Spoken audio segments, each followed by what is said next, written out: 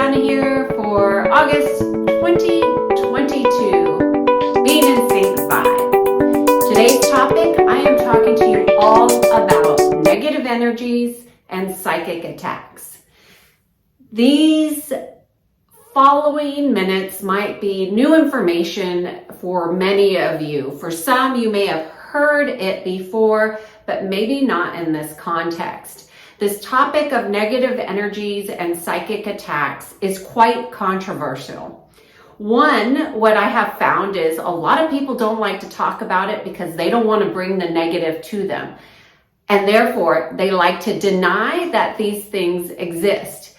However, in my experience, denial never gets you anywhere, and it gets you more negativity because you're unwilling to be truthful and honest about your experience, and therefore the experience becomes drawn out and more intense. So the purpose of doing this video is, number one, is to provide more information about something that is very common and completely inorganic and not natural. So what is inorganic and not natural? What does that mean? It means that it is not something that is organic to who you are as a human being. It's a foreign experience. And what I want to talk to you about is 7 specific ways in which this experience of negative energy and psychic attacks can be experienced within you. And the reason I am doing this is primarily for awareness, not to scare you, because you should not be afraid, because you are much stronger than you know. But the lack of awareness of this information makes people fearful and afraid. And that fear and being scared and afraid is a vulnerability to your energetic structures. And I want you to be strong and empowered, and you can't be strong and empowered if you're not aware. So I'm going to share with you 7 different aspects in which you can kind of notice and see if this is happening to you. It happens all the time. This is primarily why my peace program is as popular as it is because I address this all very specifically, because it's happening to so many people, and they always thought, I just thought it was me. It's not just you, and it's not normal, and it can be addressed to where you can meditate and have conversations and really enjoy life in a totally different way, because you no longer have this stuff going on in the background. So I want to start with the number one thing. And how negative energies and psychic attacks occur is through patterns. So you must be willing to know yourself, right? And know what's normal. And when you are hearing voices, we all have an inner voice, okay? We all have that. However, we are not all connected to our inner core. So when we have that inner voice, it could be infiltrated. And that's what a psychic attack and negative energies do, is they infiltrate those who are not fully connected to their inner core, their inner knowing of who they are. They primarily go towards people who are constantly in their mind, thinking. And so what you may notice is that patterns of thoughts are different. So and this sounds weird, but you might actually have a voice that says, hey, why did you have a drink at 10 o'clock in the morning? This sounds like a good idea. Like, why not? Things that are not normal, right? That is the kind of trains of thoughts that occur with negative energies. You want to notice what is going on with your inner voice. If the tone changes. So for example, we all talk to ourselves, right? I know I'm not the only one, because I know everybody does it, but not everybody's hearing just their own voice. Before we came into this speaking language, there was a telepathic language. There's an extrasensory ability that we have. So you may not understand how being a telepath works, but there are negative forces, negative energies that use this to infiltrate the mind of humanity. And this happens through what you think is your inner voice, and what might actually be a different tone that will come through, a different language might be used, not so much from English to Spanish or Japanese, but a different type of language might be much more harsh or directive than what you would normally talk to yourself at. So you want to be aware of those types of patterns. The second thing is that this psychic attack or negative energy is a full body experience. It is happening to every aspect of your physical body, and it's going to trigger your emotional body, your mental body, and your spiritual body. It's hitting all aspects. And when you have something that is hitting all aspects, it creates confusion, it creates a distortion in your perceptions, and it activates all your stress hormones. So you might go into fight or flight, which is absolutely common when you're afraid, right? And you're stressed out. So you'll be overstressed, which kicks in all these other hormones and changes your chemical reactions in with your body. It's very important for you to have an awareness of when things are being triggered when it doesn't make sense. So for example, all of a sudden you're feeling frightened and scared while you're just sitting on the couch and eating TV. You feel some fluttering or anxiety within your body and you're just eating dinner. Like, those are not natural occurrences. They might be normal to a lot of people because it's been normalized that this is a normal behavior. It is absolutely not. It's an infiltration of your mind. The third thing is that a lot of us have these belief systems that were passed down from generation to generation.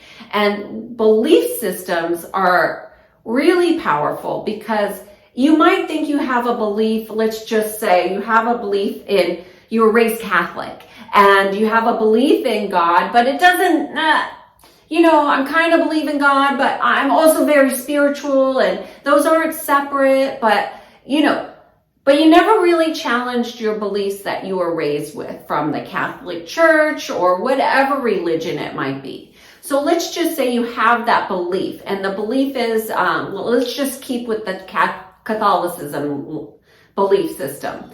And let's just talk about sin. That's just one aspect. There are many ways that you can have sins, but sins are a belief system. Okay? So when you have a belief system that you did not challenge, so you believe in sin, that thou shalt not, whatever. And that one belief system is tied to multiple networks within how your systems operate. All your bodies, your mental, physical, emotional, spiritual bodies, all have different operation network systems on how they communicate, right? Just like a big computer system working in many departments. And this one belief system about sin would have a bunch of different areas in which it works off of, right? So you might be sin in your marital, you might be sinned in your religion, you might sin in money. Gosh, you can sin in so many different ways, right? If you were raised Catholic, you know. But every single one of those is attached to a bunch, and I mean a bunch of harmonics. So it will trigger definitely different aspects. So what it does when you have this belief system that has gone unchallenged, saying, I'm not sure I want to follow that belief system anymore. Let me pull that string, and I'm going to decline to follow those rules anymore. Now you have consciously made a choice, and when you make a conscious choice from awareness, that belief system falls away.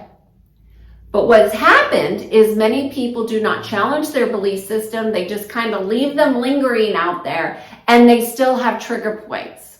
So when you are being psychically attacked or negative energies are working in your energy field and through you, what will happen is they'll tap into these belief systems and you'll start to get triggered in all these different ways, of which you are not necessarily aware of because you haven't taken the time and the attention and the intention to challenge these belief systems. I mean, really, who does? Well, I do, because I find it fascinating how complex this system is and how important it is for your vitality and your longevity and your wellness. So I spend a lot of time on this, but the vast majority of people don't really understand how their beliefs are connected to harmonics and how those systems really operate within the physical body, because we hold those beliefs. That's where resistance can come in. So I'm going to get to resistance in a couple points later, but I really want to talk about number 4, which is that critical, out of the norm thoughts. Those are the thoughts where you start to link who you are with this identity that really is an experience, but you've made that experience part of who you are. So for example, you might use words like, I am anxious, I am depressed, I am needing to go gamble, or I need to go drink, and you feel something that gets activated within you, and it's like a drive that propels a series of thoughts like, I can't just stay here, I can't stay here, no, I can't. And it's a language that's different, that says you can't do something that you know you shouldn't do, which might be considered a sin, which, by the way, is then linking into all those belief systems. So you can kind of see how this goes. This identification of yourself with these alternate personalities that have been created out of discord. They're not really who you are, but you have made it part of your identity. And therefore, who would you be without these things? And what happens is you link into it, you identify with it, and then when it changes or goes away, you don't know who you are. Not knowing who you are is better than identifying with something that's a false reality, because all of these things, as you start to move down this road, lead to a very complex way of living life that is very much trenched in misery and suffering, pain, and agony, and eventually will lead to some type of physical illness or weakness, if not mental and physical at the same time. And if you take this type of information to somebody in the traditional field of psychology who is indoctrinated into the medical system, then they will go with what they've learned about mental psychosis and issues that are not taking into consideration the physical, mental, emotional, and spiritual aspects of how energy actually works. They're not trained in quantum physics. They have no idea about how energy works. They may have taken a class or read a book, but for the most part, they don't study it. And therefore, their resources on how to handle it is very much prescriptive and not unique to the person, because it's very unique to every person. Everything about a negative energy and a psychic attack will be specific to you because you have a specific energetic structure. So the other thing that you may really notice that occurs is exhaustion. You're just tired. You want to go to sleep. You want the day to be over. You just want to hurry up and get it over with, and maybe the next day will be better.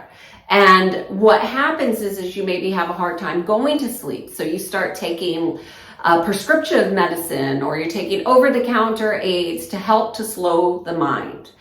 And what these things do is they create vulnerabilities in your energy field, so you become more susceptible during your sleep state when you are vulnerable. So exhaustion, you're not really getting a good night's sleep because you're not really rested. You're not able to get into those deep REM sleep states because of the exhaustion, and you're constantly getting peppered by these looping thoughts. And these thoughts don't have to make sense. And in fact, if they don't make sense, that makes sense that this is what may be occurring. So you're not crazy, although it feels crazy, and you don't want to say it out loud, because if you say it out loud, people might think you're strange. But the chances are is a lot of people are contending with this, and they're going the traditional route, and they're getting stuck and stymied with a dogma of a prescriptive that does not work. So there's a couple other things that I wanted to talk about, which is you've already identified with yourself. We've identified that things are out of the normal thought. So if something is out of the normal thought and it's not something you would normally think, like, why would I think about killing this person? Or why would I think I don't really want to kill them? Why am I saying those things? Those are the types of things that occur when you are being psychically attacked. These are very common. It is not who you are, and it does not mean you're crazy. It means that you have vulnerabilities that need to be addressed. So what happens when all this is going on is you start to build up a very strong resistance. This resistance is going to be how you approach every aspect of your life. Your boss wants you to do something, you resist it. Your coworker asks you to do something, you resist it. You're like, why are they asking me? Why aren't they doing their job? You know, you come up with these very sassy, maybe sarcastic, maybe perceived as negative approaches to things. Certainly logical and very intellectual thoughts that you're having, and they make sense. But the resistance that you have, the energy behind it, the force that you feel, the angst about that is what is the problem. That's creating a resistance within you. And you might be like, well, why do I have so much resistance? And part of it is because all these things are going on in the background. They're like little programs happening in your head, and in your, not even in your head, they're happening in your energy field, but you can't see them. But you can sense them, because when they're gone, you know that they were there because you feel different. So your sensing becomes more on target, opposed to when all this is happening and you're resistant.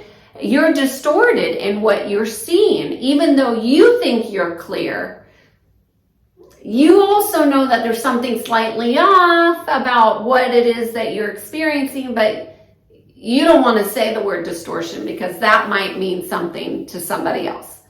So resistance is going to occur because, number one, the stress and the magnitude of stress that you're under is immense. And you're being bombarded and peppered. You might even be hearing things in your ears, like different tones and frequencies. Some of those are organic to your extrasensory ability, and some of those are inorganic. And you need to be able to distinguish what is organic or not, because that's going to help you strengthen your energy field. Now, all this stuff sounds pretty far out there and wacky, right? But the truth is it's really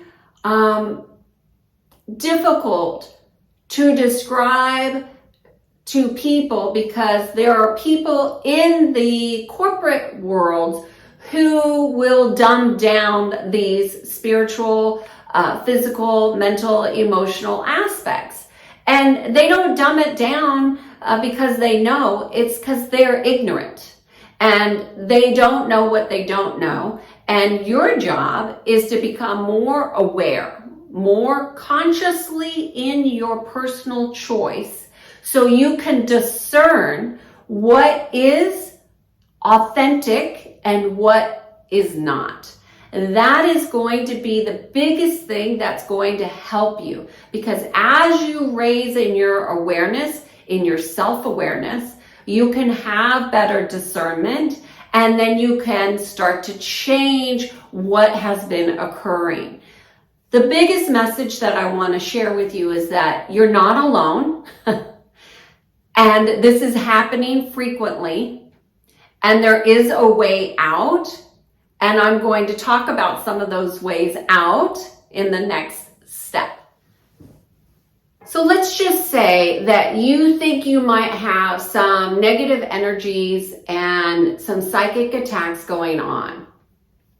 What are two things that you can do that will strengthen you?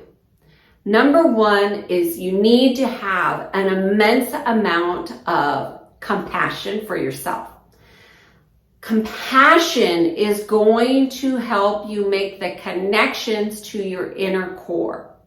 You can't do it by forcing it. It must be an organic, genuine intention and attention to connect with your heart and connect with your inner core through compassion.